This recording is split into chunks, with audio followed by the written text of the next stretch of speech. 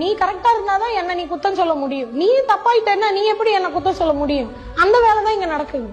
இங்க நலம் இருக்க போய் தானே அவன் நம்மள கேள்வி கேட்கறான். நல்லவனை முட்டாளா சித்தரிக்கிறாங்க, நல்லவனை கோமாளியா சித்தரிக்கிறாங்க.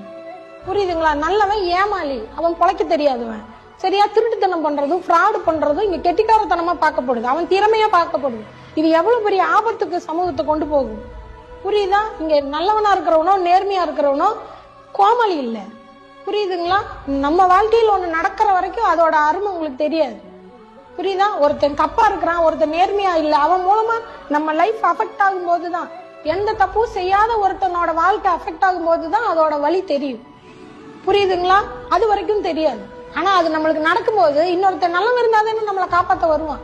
இங்க எல்லாரும் கெட்டவனா இருக்கும்போது உனக்கு தேவையா? நீ கரெக்டா இருந்திருக்க வேண்டியது என்னன்னு அந்த நல்லவனையும் திட்டதான் செய்யறாங்க. இப்ப அதை நோக்கிதான் இந்த உலகம் நகருது. நல்லவனா இருந்தா பொழைக்க முடியாது, நல்லவனா இருந்தா அவன் தோத்துதான் போவாங்கிற ஒரு பிம்பம் எல்லா விதத்திலையும் விதைக்கப்படுது. ஏன்னா நல்லவன் இருந்தாதானே கேள்வி கேட்கறான், நல்லவன் இருந்தாதானே பிரச்சனை வருது.